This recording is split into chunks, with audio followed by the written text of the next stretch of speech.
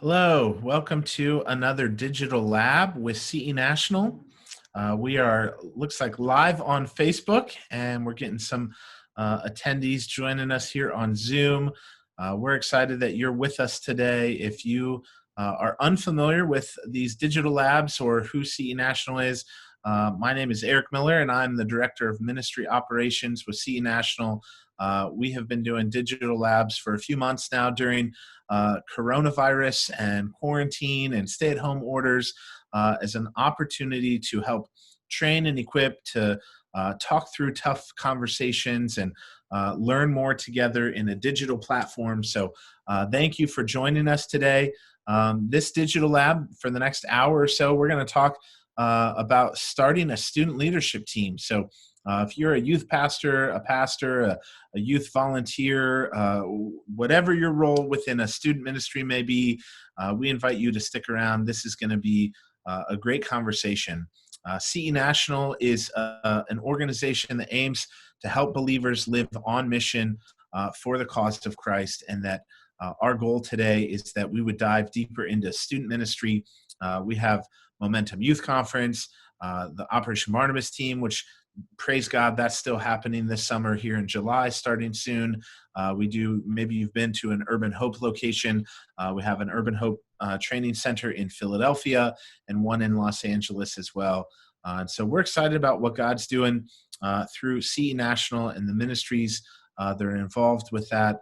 So thank you for tuning in today. We've got two people who are near and dear to my heart. You may know I was a youth pastor for 15 years at Grace Community Church in Frederick, Maryland. And as I was transitioning out of youth ministry, I had the privilege to hire Angie Dallavalle. Angie's with us today. Angie is now the middle school director there at Grace Community Church. Hi, Angie. Thanks for joining us. We also have Angie came on board with a year, and we got to kind of work side by side and transition in youth ministry. And we really wanted to hire a high school director as well, as I was stepping out of the youth ministry and getting to lead our small groups and kind of transition over to become the discipleship pastor. And God brought us Fletcher Abbott. So he's on the call today with us as well. Thanks, Fletcher, for joining us. Fletcher has been the high school director now for what is it? Almost 2 years? Oh, just over 2 years now. It was 2 years in May. That's awesome. I always track it by the age of your daughter because Hattie was born right around the time when he was interviewing. So he was a couple of weeks old when we came out here to interview. Amazing. I love it. So these two are amazing. They're doing a phenomenal job, and I obviously am no longer there at the church and working with CE, but our relationships have been great, and Fletcher and Angie have been on other digital labs with us as well. But today we want to talk specifically about this idea of starting a student leadership team. Oftentimes in student leadership, in youth ministry, a lot of churches, I've heard people say, yeah, we have a student leadership team. And I'll ask, some questions. Well, what do they do? We meet, once a quarter. We meet, we do a pool party with all of our student leaders. Okay, well, what do your student leaders do? Whatever we need them to do. And it may not be well developed. And a lot of times youth pastors would say, I want to have a student leadership team. I want to invest in some people, but then they're not sure what are those next steps? What does that involve? What does that look like? And so our goal today for this conversation is to help equip anyone leading a student ministry that's interested in developing, continuing, rethinking their student leadership team. And we'll talk about lessons that we've learned in the years of this process for us working together in Frederick and at Grace Community Church there. How to keep it going, and even how do you make adjustments along the way? What do those adjustments look like? So for those of you who are joining us on Zoom, please make use of the Q&A box down at the bottom of the screen. Drop us a question if you have one. We would be happy to answer any questions that you may have. If you're watching live on Facebook, you can ask questions there in the comments section as well, and those will get to us as well, and we'll talk through that. So again, thank you for joining us. And let's just talk this through a little bit. So Fletcher and Angie, kind of give us like a rundown of your experience with the youth ministry, and you're not going to hurt my feelings. You guys know we've had lots of conversations about this through the years of what does our youth ministry look like? How do we do student leadership? So why don't you guys just kind of give your perspective, explain the context of the youth ministry there in Frederick, and even the leadership dynamics there at Grace within the youth ministry. Angie, why don't you start, since you've been there a little bit longer than Fletcher? Yeah. Man, I just want to start from like kind of the very beginning, and I hope that I don't go too long, but I have been a member of Grace for a very long time, and over probably right around when Eric started being the youth pastor at Grace. And I remember as a young mom looking at the teens in our youth ministry, leading and serving and being active in our church and thinking, whoa, this is really cool what I'm seeing happening. And that was part of what solidified my decision even to stay at Grace Community Church, because of what I was seeing in the students that I didn't even know yet. So the student leadership program at Grace, we had a high school leadership program for a very long time. That's what Eric established there. And it's really a program where students are going from being a consumer of our program, of coming just to be fed, and becoming a contributor, learning that they have gifts to give and things that they can give to their peers, and investing in others and giving them a voice. And so when I came on board, I was the first middle school director at Grace. We had never had a middle school director, and I'm part-time, and I was looking at the group of middle schoolers that I was serving, and I was seeing a group of students that wanted so desperately to get in on it, that wanted so desperately to have a voice, that were very gifted and unique. You know, the group of students that I've been working with, they have all sorts of different personalities and characteristics and everything. And so after a year of being middle school director, I looked at this team and I said, we got to do this. There are leaders here, and I want to build them up now so that when they get to high school, they've got a foundation of knowing what it means to be a leader, and a foundation of ownership, so that they can just continue to run with that through high school, and then through their experience with the church as they go on in life, that they'll know, that they have a voice and a place, and an influence. Yeah. So Fletcher, what did that look like for you then, coming into this ministry and kind of inheriting a culture of student leadership? What were your thoughts on all that, and kind of what was your understanding even at the time coming in? Yeah, when I was first interviewing with Grace, I was asking a lot of questions. I don't even know if you all remember how many questions I asked, but I asked a lot. But I remember one of the first questions, well, not one of the first, one of the main questions I asked is, what season was Grace in? And I think, Eric, you were the one that said, we're in the season of transition. And that was also the case for the youth ministry as well, too. But what had drawn me so much to wanting to dive deeper in the interview process with Grace was the unique perspective that Lighthouse Youth Ministry, that's what we call the youth ministry at Grace, had on leadership, specifically that it is a student-led, adult-supported, both very key, both very important, but student-led, adult-supported ministry. And it really focused a great deal on ownership. So that was very interesting and appealing to me as I was diving further into that. And when I first came on board, I was doing a lot of observing, just kind of watching to see what that looked like, practically speaking, for Eric and for the others already involved in that ministry for so long, and watching these students growing in their own faith.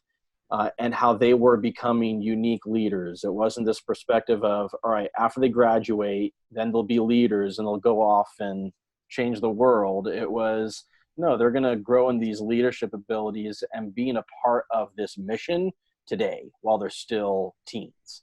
That's what was honestly one of the most intriguing things to me when I was first looking at coming on board on staff here. Cool.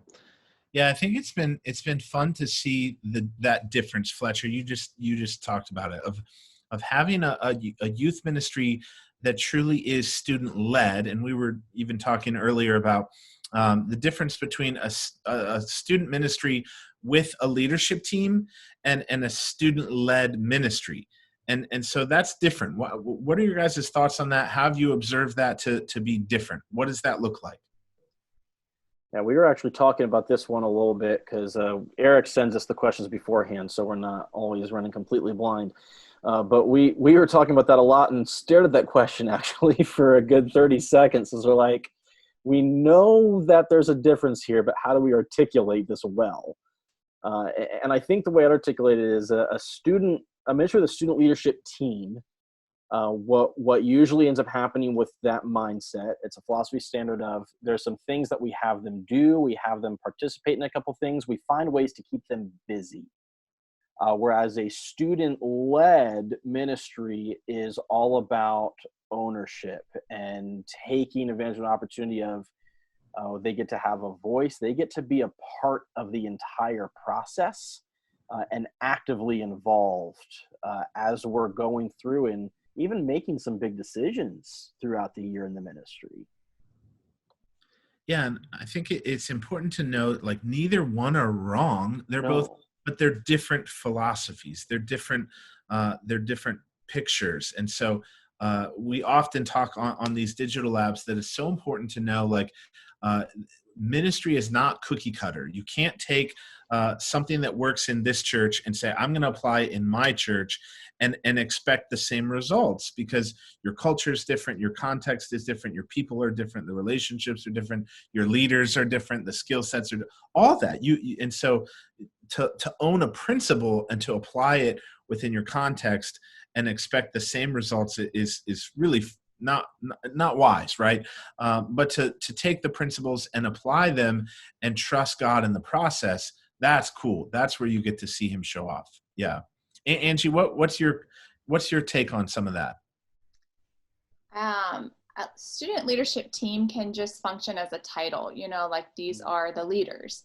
But a student-led ministry, there's action supporting that. It's being a doer of leadership, right? So there's a voice, there's an action, and you will be able to say to somebody in a student-led leadership team, how are you leading? And they'll be able to tell you how they're leading and who they're leading, right? They'll be able to identify what their leadership role is instead of just knowing that's their title. Like, I am part of the student leadership team. They'll be able to actually tell you what they're doing and how they're doing it. Yeah. So let's drill down on that just a bit deeper then. So for anybody who maybe doesn't have a student leadership team, they're interested in starting one, they've maybe a youth pastor, youth worker, they've toyed around with that idea, or I know we've done consulting stuff with different churches that don't even have like a paid, even a part-time person, right? Like Angie. And so what would your definition be in terms of having a student leader? When you think student leadership team, those three words, what does that phrase mean to you guys? How would you define that?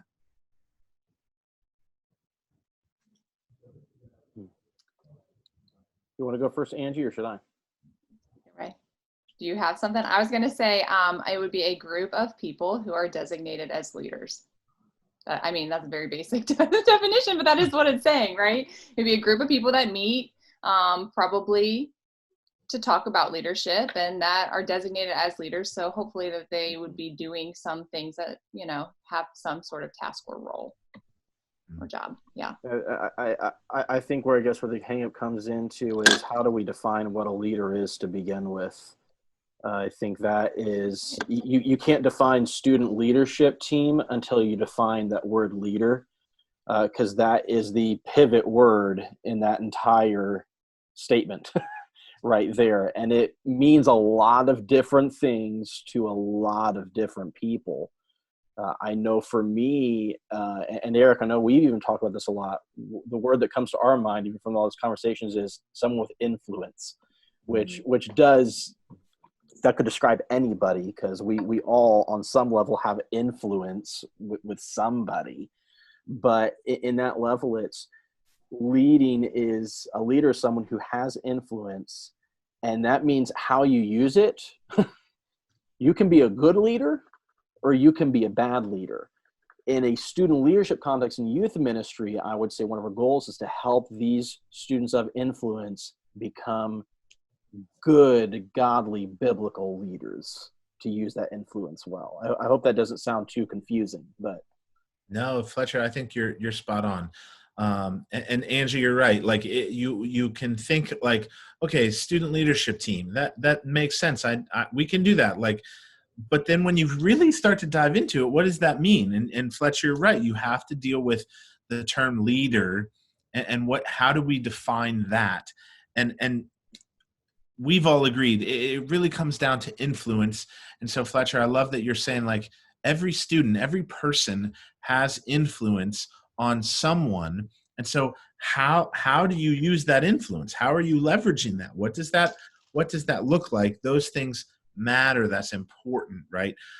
So as we develop that, and as each youth pastor or youth ministry has to wrestle with what's our definition, what do we want this to look like? And we talked about, right, there's you can have a student leadership team within your student ministry, but you could also have a student-led ministry, and those are different things. So I guess my next question then is, what are those practical elements that are involved within the student leadership team? For you guys specifically, maybe let's start there. What does being a student leader mean in your context within your youth ministry?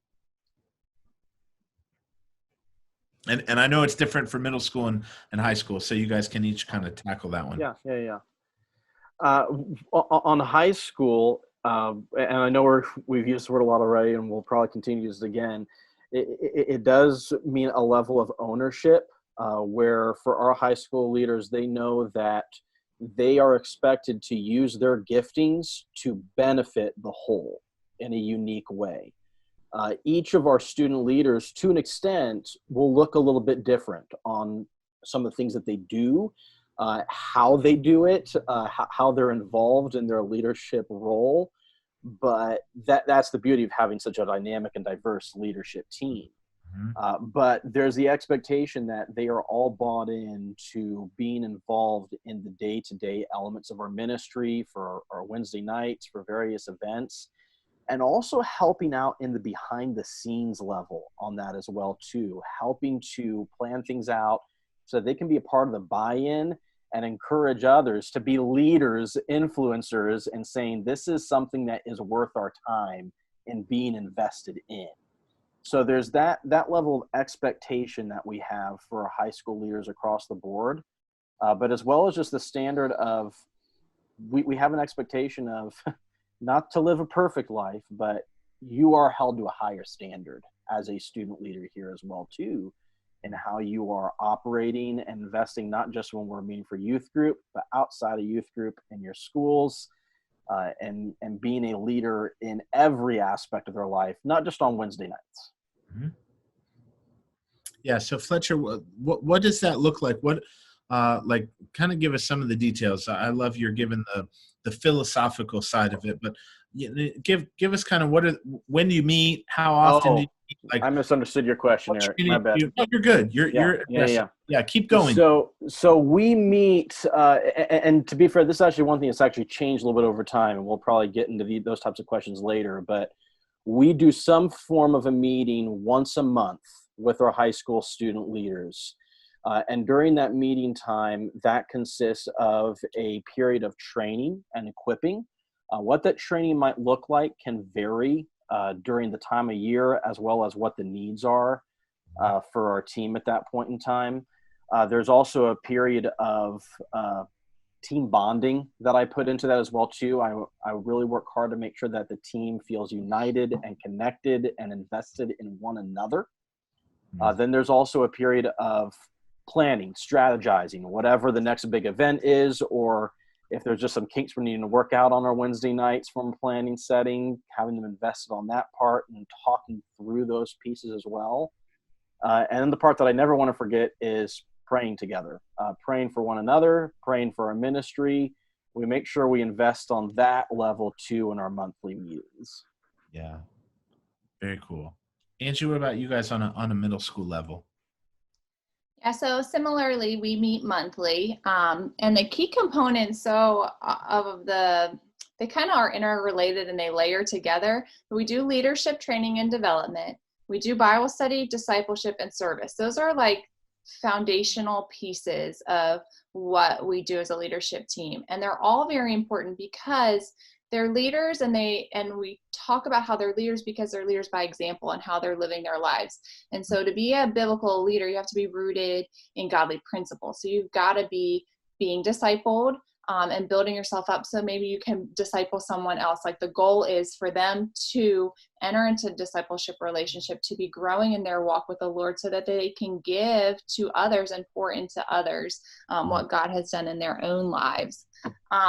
We do, every year we've done something around their spiritual gifts, just identifying how they're gifted uniquely, and then figuring out what the best way for them to serve and to own that is in the context of our ministry. So that's we do Wednesday night and Sunday morning. So we figure out ways that they can serve according to how God has wired them in those areas.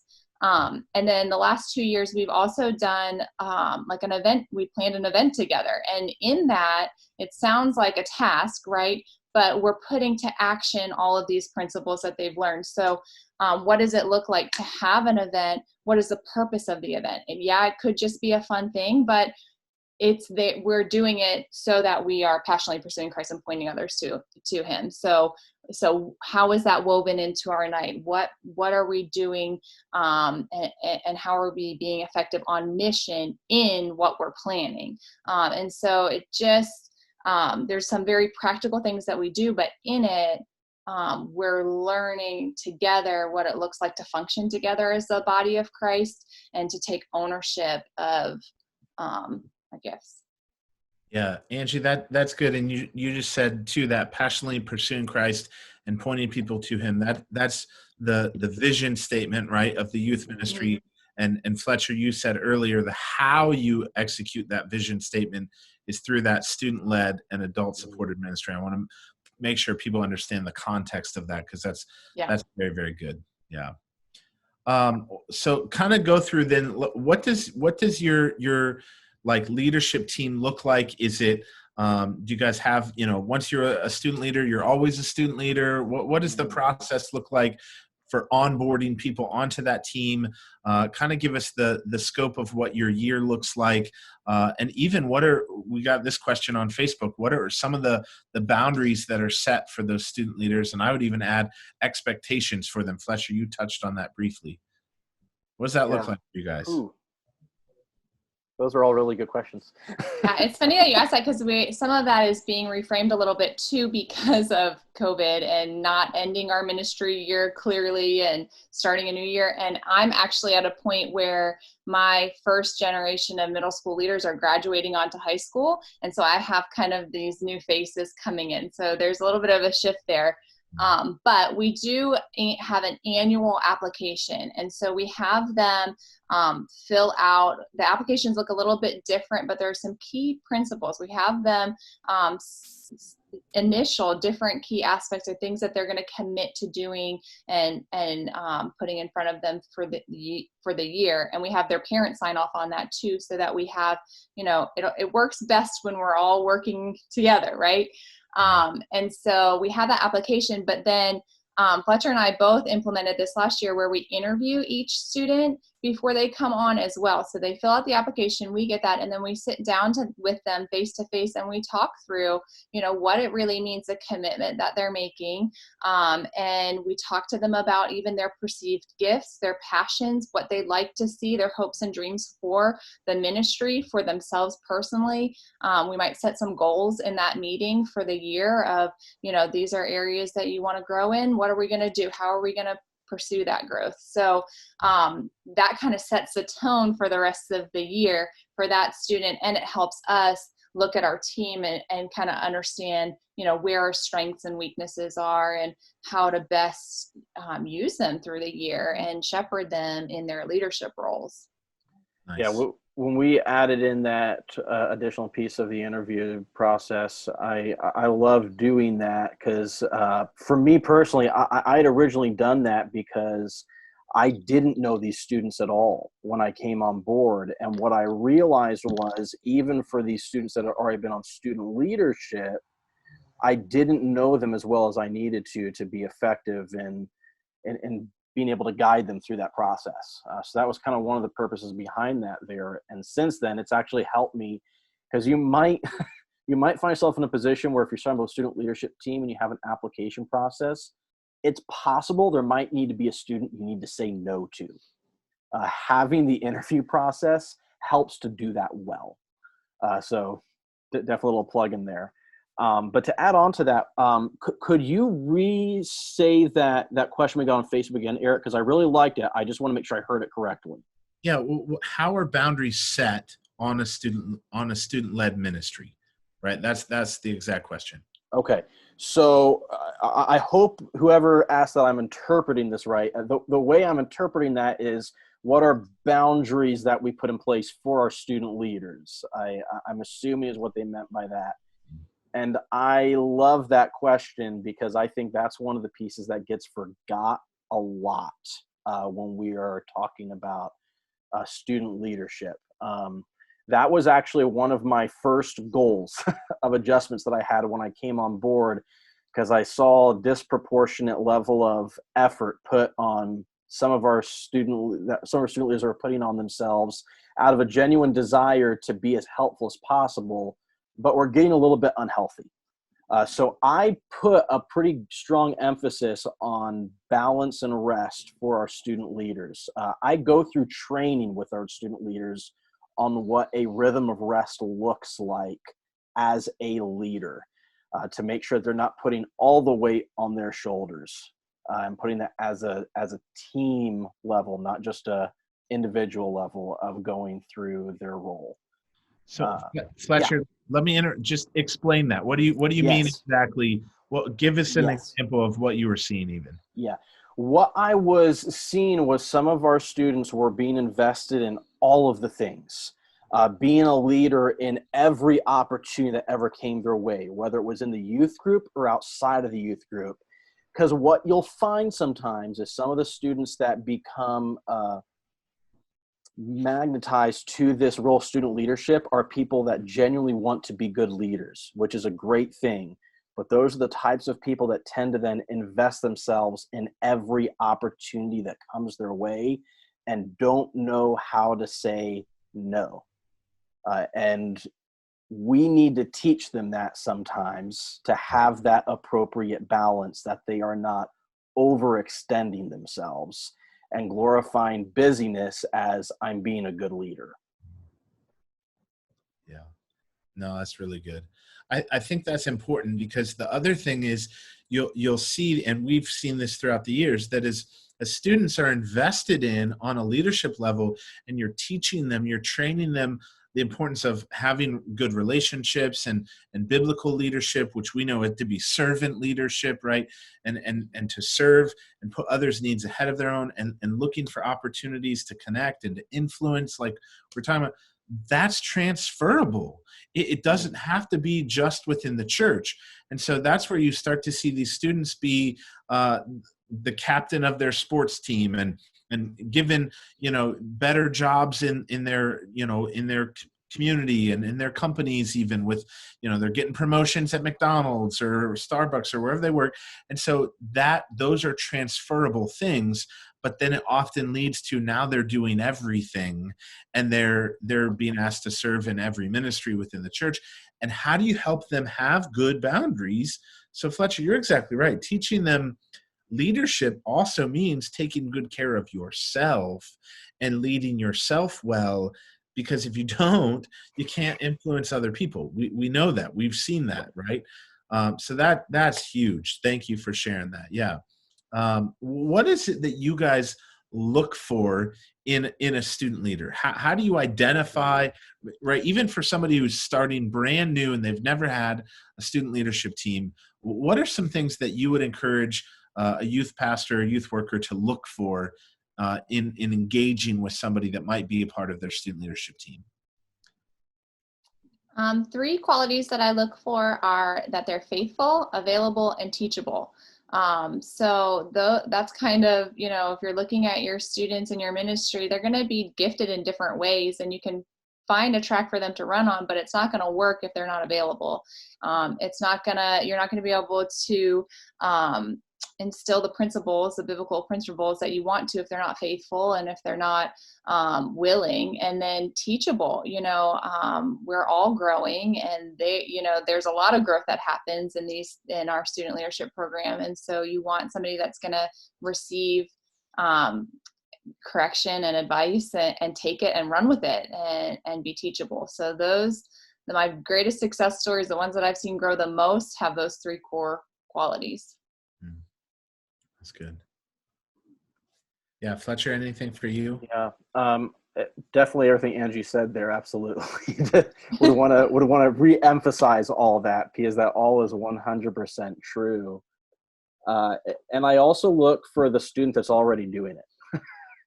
A lot of times, especially for first starting out, the very first ministry position I ever had, I never got to get a full leadership team off the ground, but I was starting to try and head in that direction. And it started with two guys who were already being leaders. And they needed some help in knowing how to do that well.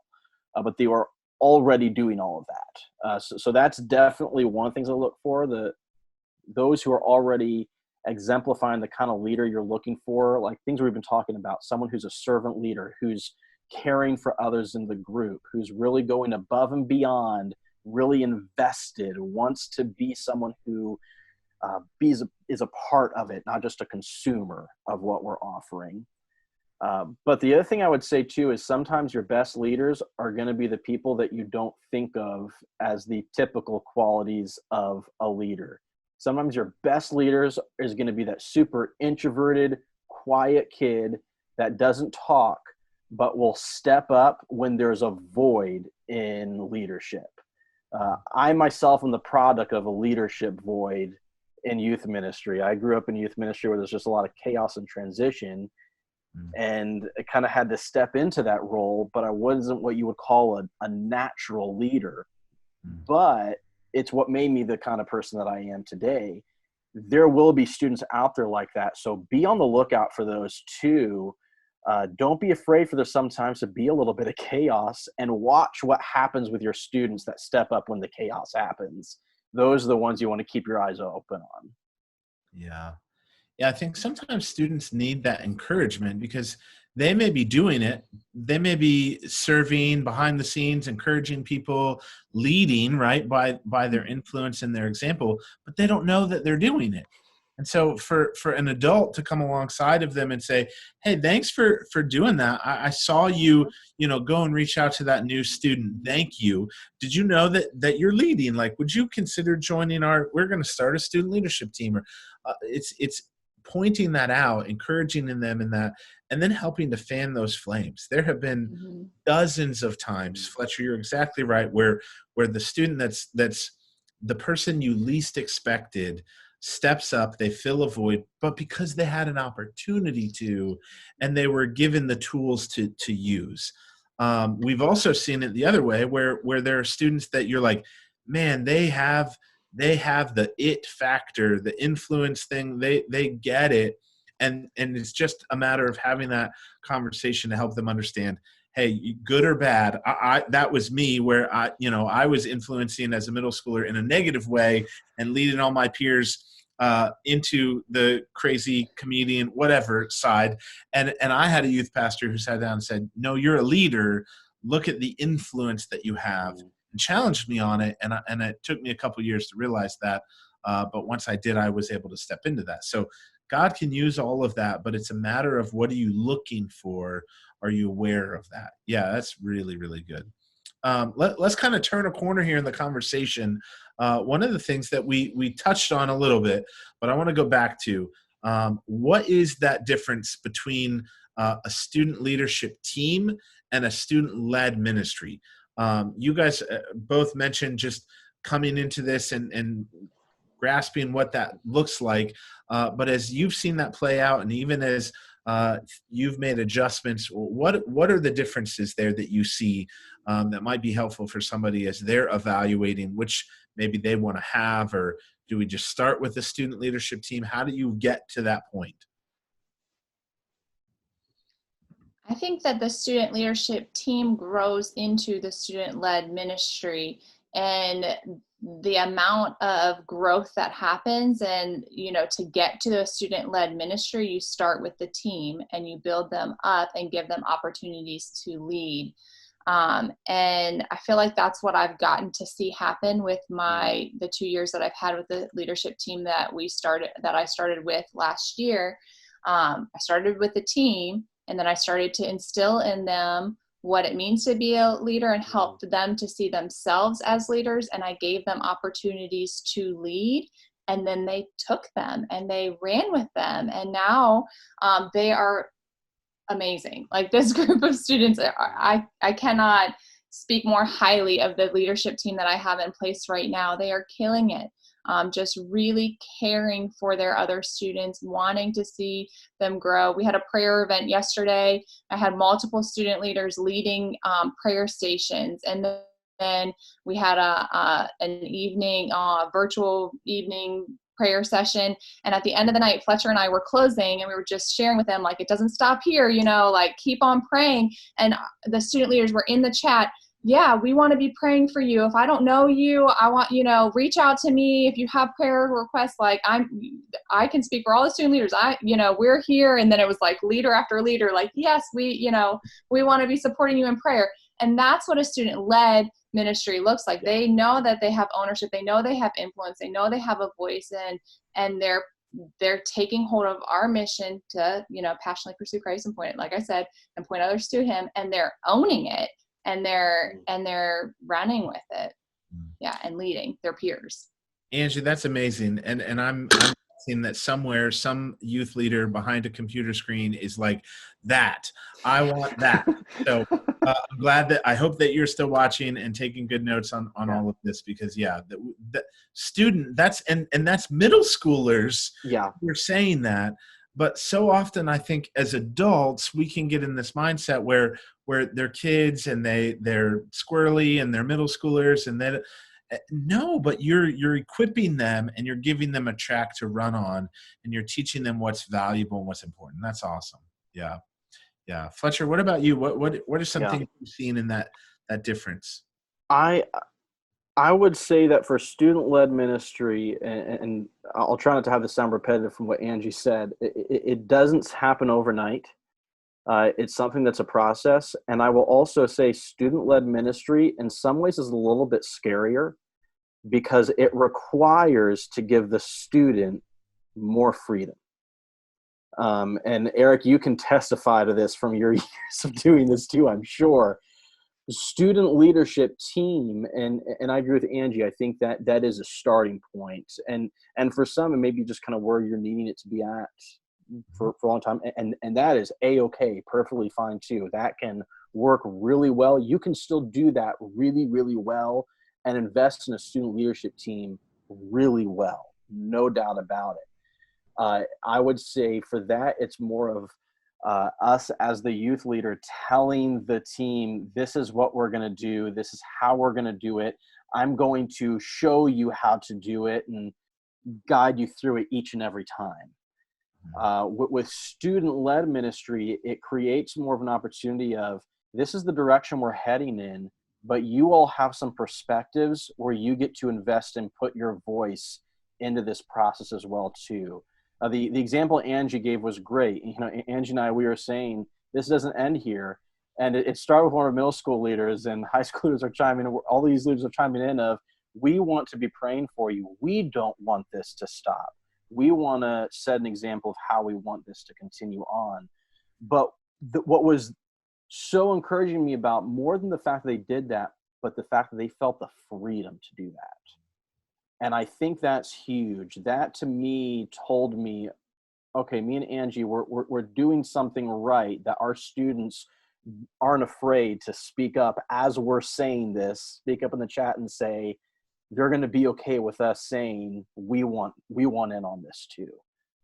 And I think that's a big part what it comes down to. Student-led ministry creates this atmosphere of where the students have a voice in the midst of it all as well.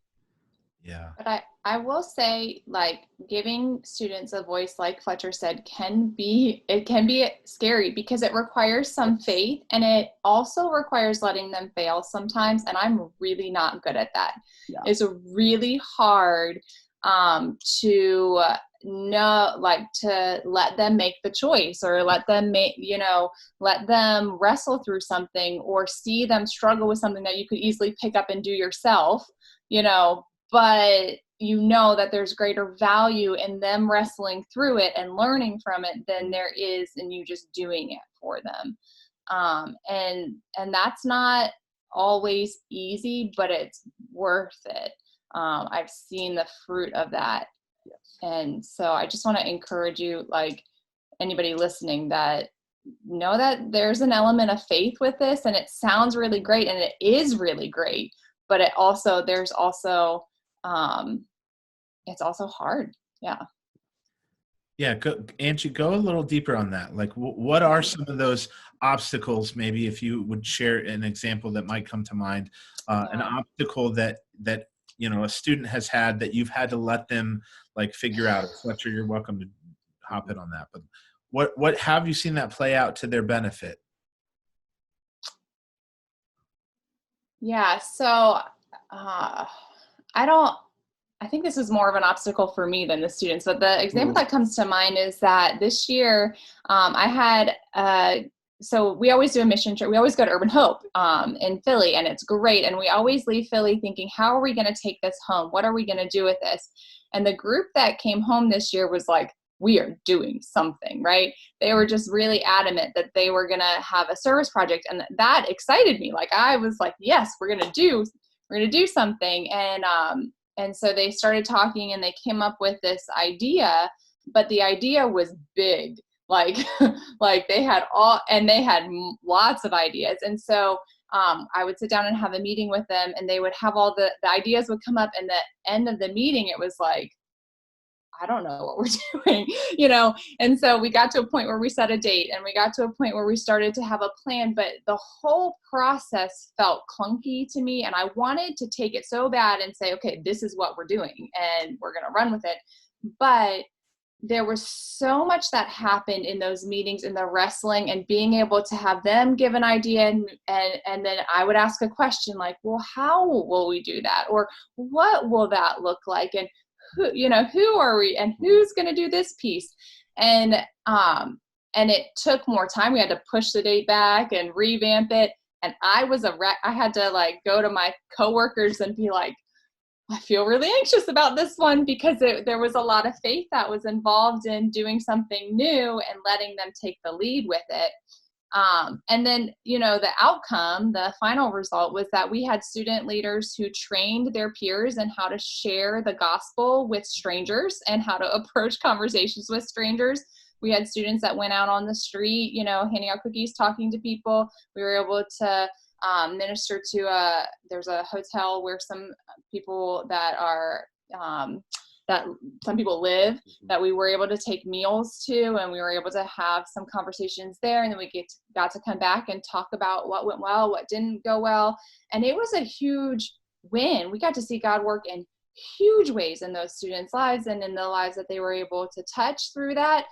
But as me as the leader, it was overwhelming through the process to let go and be okay with a meeting that felt very unproductive at the time. But the work that was happening in that meeting wasn't getting, the outline on paper. It was the work of those students figuring out, wrestling with how to take hold of evangelism, how to serve our community, how to get a group together, and how to use the people that they have, and who should be the one training, and what will that look, like there was a lot that they worked through and things that they learned in that, and they did it. They had the ownership. And so at the end of the day, I got to look at my team and just celebrate what God had done through them and in them and their leadership. And that was a huge win, but the process was up and down for me. Yeah, that's a wonderful example, because I love even you're saying the process, just to highlight a couple of those things where you're wrestling as the youth leader. You're the one that's in charge of all of this, and yet your heart is to let your students lead. And so sometimes that means we take our hands off the steering wheel and you equip them in a safe environment and situation. And Angie, I love what you were saying. You're asking good questions. You're helping them learn how to think through a problem and then to solve it and make decisions and prioritize the right things, but then to go and do it and to equip them in that. And knowing you and Fletcher and the team like I do, I know you guys are supporting and encouraging them all the way and correcting for sure where needed. But you guys are wonderful encouragers, and those things matter to help them be successful. So thank you for sharing that. That's wonderful.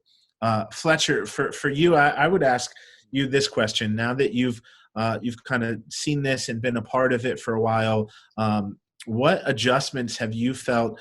You touched on this earlier, but how do you make a decision and where you need to make an adjustment? What does that process look like? What are maybe a trigger or something that you would say, okay, we got to make a tweak here? Yeah.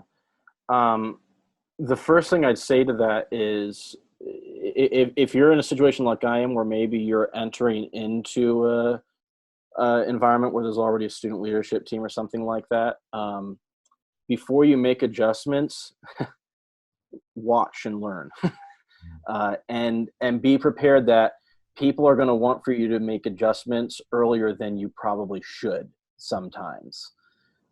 Just want to say that off the bat there. But in terms of valuing how to make those adjustments, it's taking it with a fresh eye to see what's functioning well, and to also listen what was the reason for why we did this way, and then ask plainly, is this actually accomplishing that desired effect?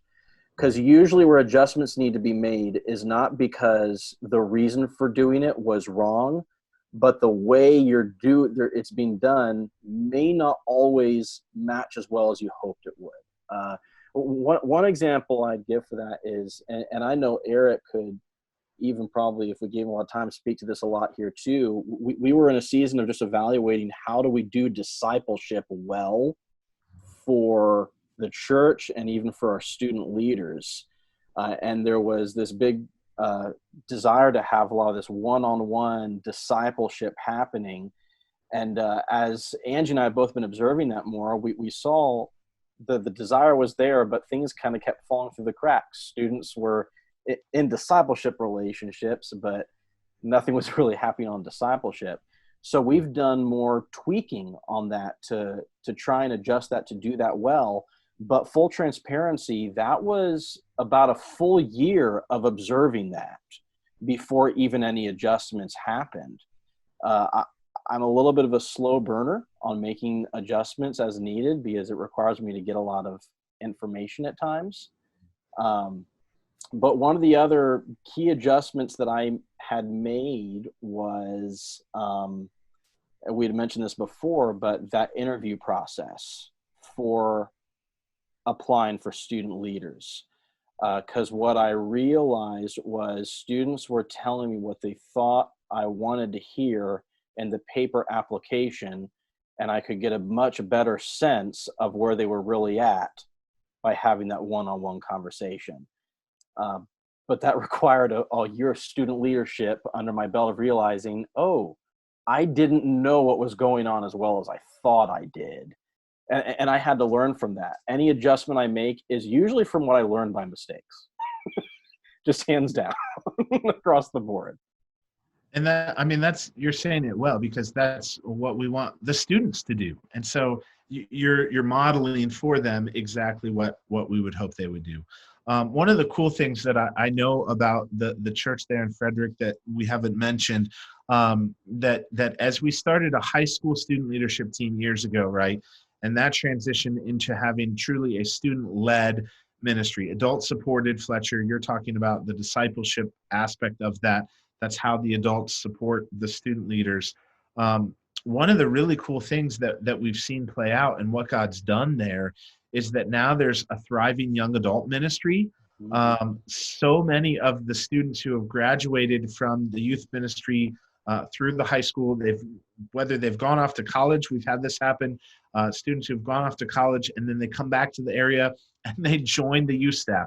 They volunteer as adults within the ministry. There are several people who have had that happen, or they stick around and they go to community college or get a job working in the area, and they too help serve and invest back into the youth ministry because they had something so meaningful for them.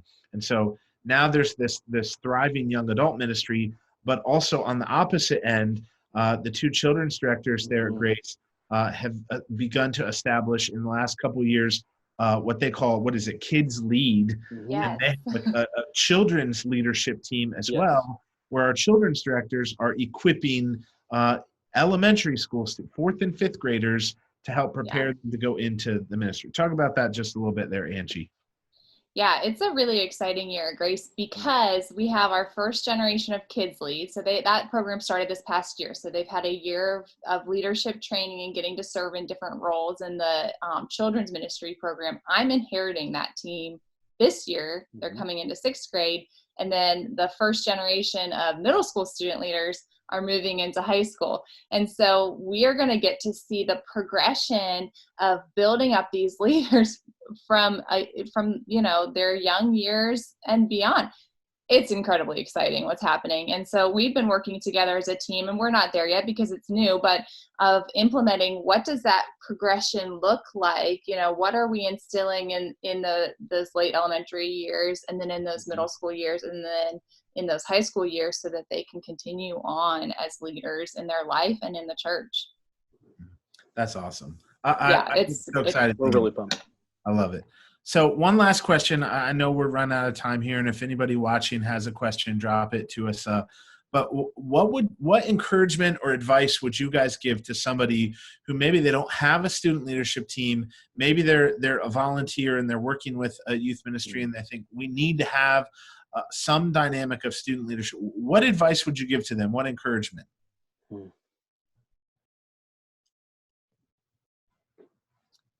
I would say, I guess, one, don't compare. Like, I think, Eric, you talked about this at the beginning. Like, our program, even our middle school to high school program, is unique because Fletcher and I are unique, and the teams that we're serving are unique. I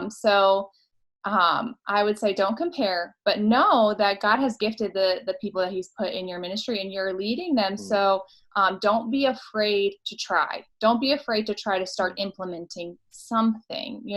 Figure out what the pillars that you would want to put in place are, and the ways that your students can step up and serve. And know that not every idea is going to go smooth sailing, but you're going to learn from, just like that team that I worked with learned, and I learned from that experience. Like, you don't have to have it perfectly buttoned up with a bow on top, which is hard for me because I like to have the control and have everything perfect. But go. Like, if you feel led, if the Spirit's leading you, if you're sitting here thinking about some of the students that you serve and you're thinking about their potential, then just start somewhere. And it doesn't have to be big. It doesn't have to be, start with one thing. Maybe just start with a project that you're going to do together as a leadership team, and you're going to start instilling these principles. I don't know. But don't be afraid to go and to try and to start something. That's well said. Yeah. Fletcher, anything to add? Yeah, I would, like Angie said, I would say don't be afraid to start small. You don't need to think big right off the bat. You can start small.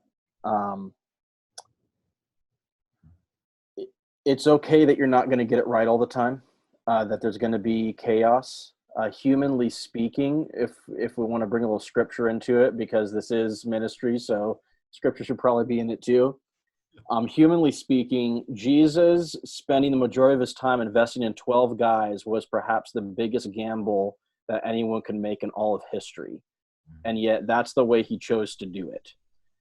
He invested in a few leaders, understanding that they can invest in other future leaders as well too. And that's why we're where we're at today. don't be afraid to think small. Small can create big. And the other thing I would say too is don't beat yourself up when you get it wrong, because you're going to sometimes, and that is okay. You're going to make mistakes. You will have students drop out of your student leadership team. You'll have previous student leaders come back and tell you they don't follow Jesus anymore. You'll have all kinds of things that will come up. But there's a lot of good that comes out of this too. It's a lot of work, but a lot of good. When I think back to my very first ministry experience and the two guys that I did invest in to try and start kind of leadership team, and I see how God's still using them, that is an amazing feeling that I got to be a part of that process. Not because of what I did, but because God was gracious enough to let me be a part of that process. And that is just an incredible feeling. Hang on to every card you get of thank you from every student that you've ever invested in, especially on your student leadership team. Those will come in handy when you feel like you're messing up. Yeah, that's well said. Cool. Thank you guys so much for being a part of this. Angie, can I just ask you to pray for our youth leaders watching this and anybody who's interested in starting a student leadership team? God, I thank you for this time together. I thank you for the teams that you've built at Grace and the opportunities that you've given Eric and Fletcher and I to lead. And I thank you for everyone who's plugged in watching this today. Lord, I pray that you would guide them as they make decisions for their own ministries. God, I pray that you would raise up leaders in the church, that it would just be so clear who those people are and how to shepherd them. God, I pray that you would guide the pastors and the directors and the youth workers that are watching this in how they form their programs. God, that there would be grace and faith and courage and boldness as we establish and look at establishing leadership teams. God, I pray that you would prepare this generation of leaders to continue to rise up to serve and lead by example. And that they would be mighty for your kingdom's sake. God, I thank you again for what you have done and what you will do, and for Jesus. Amen. Amen. Well, thank you, Fletcher, for joining us. It's been an honor and a privilege to have you on today. And Angie, thank you as well for your leadership and the roles that you guys play there at Grace, but also within our fellowship in this wider context. So thank you so much for joining us. Yeah. Thank you. Well, and if